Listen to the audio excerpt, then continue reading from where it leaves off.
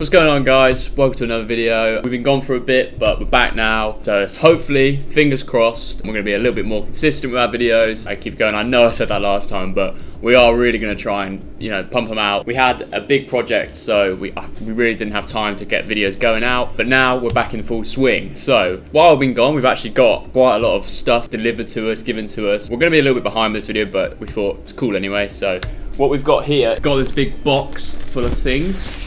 Well, maybe not full of things. Shake that. Sounds like maybe one thing. I'm pretty sure I know what this is going to be, because we were told this was coming. So, let's open this up real quick. Hopefully I'm opening it the right way up and not the wrong way. So, put paper in there. And there it is. The realme X3 SuperZoom. First impressions, the outside of the box, pretty nice. The signature realme yellow, as we're all used to seeing. On the back it says the Snapdragon 855 Plus Hyper Boost. You can see it's got 120 Hz ultra smooth display, 64 megapixels AI quad camera with a 60 times super zoom. Now we're going to show off a little bit of that camera in this video. We're going to go and take some photos, take some videos so you can see that. And it's got that 32 plus 8 megapixel dual in-display selfie camera. I'm pretty excited to have a look what this phone looks like. I've seen some images online already. As I said, we're a little bit behind on this one, but I'm excited to have a look at this. Right, throw it to the side for now. And we've got here, it says, usual, as you've probably seen in our other video. If not, that'll be linked in the description. It says, hey, welcome to the Realme family. And it says Realme here. That's just typical of Realme. It's usually what they have on their products. Pull that away. It says on the back, let's embrace a new journey. What's in here? You've got phone case, the quick start guide there, and an important information guide. Not going to read any of that in this video, as this was sort of a quick first look at this phone. Phone itself is here, so we'll just pop that, if I can grab it, to the side for now. You've got a divider, obviously a power supply unit. Now I'm not actually sure if this is a supercharger or not. Doesn't really say. I'll have a look in a bit, find out for you. And this USB Type-C. Obviously, as I mentioned in the last video, on the inside of all this stuff, it's all got that yellow Realme colour. I think it's a very nice touch for Realme. Having their yellow, I think their yellow branding is actually really cool. It's very cool yellow. And then obviously finally in the box, you've got your SIM card tray ejector. So let's put all this stuff back away for now. Onto the interesting stuff, the phone itself. It comes in this sleeve, as usual with most phones nowadays, especially Androids and all these competing phones. Basically, you got up here in the top right of the phone, you've got your NFC sensor area, and then it says obviously that it's dual SIM, as this phone is, and then it just outlines the fact it's got that quad camera set up on the back. Now, it's pretty basic on this. Take that off. We've got the phone itself. Now, I believe the colorway we've got is called Glacier Blue. I guess that's quite accurate. I'm not sure the camera will fully pick it up, but yeah, it looks really cool. As I've said previously with Realme phones, they do a very good job at the actual design of the phone and how it looks sort of color-wise. I always think they really do stand out, especially compared to some of like the other phones we reviewed, such as like Honor, Huawei ones. These colorways on these Realmes always look really crisp and really good. As I said, you've got that AI quad camera on the back here. Minimal Realme branding at the bottom, just their typical Realme branding there. Usually has it at the bottom, sort of there, not really in your face, which I think's a good thing. I like that. And then as we go around the outside, you've got a microphone on the top, obviously. You've got a microphone on the bottom. You've got a loudspeaker on the right-hand side. You've got your USB Type-C port in the middle. You've got your SIM card tray here, dual SIM on the left side of the device. Volume knockers here, and your power/fingerprint scanner or thumbprint scanner on this side. So that's right outside. Not too much, not too busy, you're typical. I'm going to turn that on for now.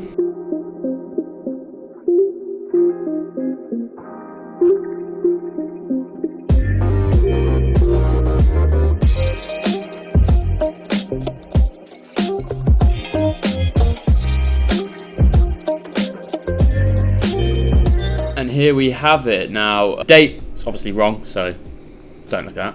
It's July. But As I've said previously, it has that realme skin over the Android AI 10.0, I believe. Obviously, as realmes do, as is typical with the last ones, they do come pre-installed with quite a lot of apps. So you've got Opera, Office Suite, Facebook. You've got a few more in here in this tool section. So you've got game, space, weather, obviously your clone phone. And then you've got sort of the basic things that you would assume come on phones.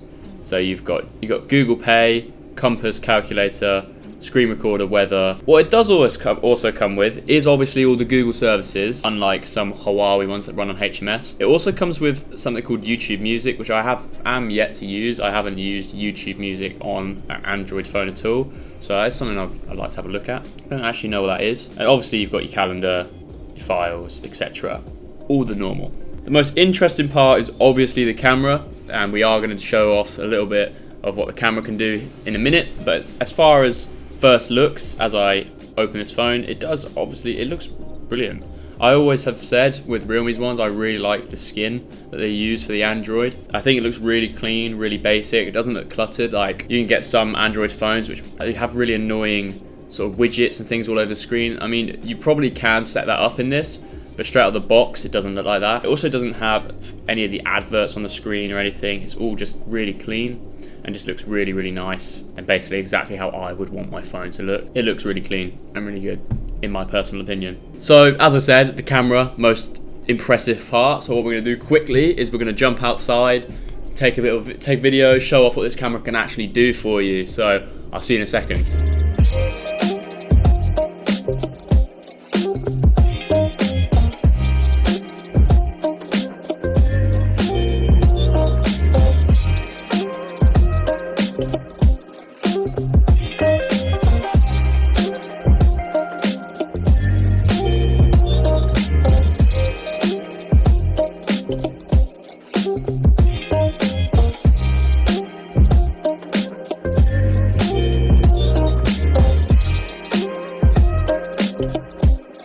I've read a few articles about this phone already, and it's got a 120 Hz LED screen. Now, I'm not too sure how I feel about that. I'm a big fan of the OLED screens, especially AMOLED. Basically, they have dark sides, like black.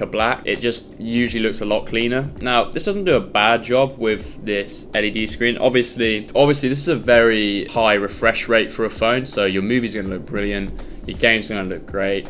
The only downside I personally think is the fact that it's an LED screen and you're not going to get that brilliant contrast that you do get with an OLED display. And I have seen that as the major criticism for this phone. I don't really know why that was done. I guess it was to boost the hertz rate, because most OLED displays are 90 Hz, and I just imagine that to get this at the price it is at, which is extremely low for the actual spec you get for this phone, and to get the hertz refresh rate of the screen, it was probably clearly a more viable and affordable option to use LED screen. If for everyday use, if you're not going to be really intense using this, you probably won't even notice. As this has a Snapdragon 855 Plus Hyper Boost inside it, it's extremely quick in scrolling, in gaming, processing of basically any content. I was just showing you a little bit of the gaming it can do now.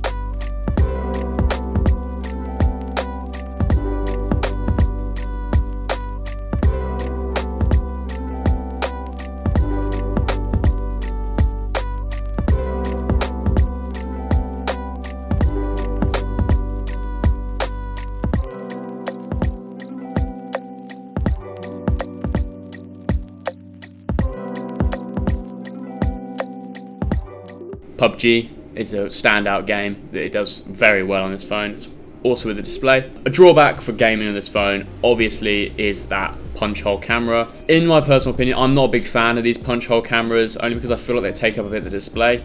So when I'm watching movies, videos, playing games, it feels like it's just a bit inside the display. Solution to that would be something similar to what the Honor 9X has, where it comes out the top. I'm a big fan of that. Then you get a really clean screen. So yeah, one of my major criticisms for this phone would probably have to be that punch hole camera. Just not a big fan of it overall, although I do appreciate that it's a very high megapixels for a selfie camera. So yeah, as a hands-on first look unboxing for this realme X3 SuperZoom, this is a great phone, absolutely incredible.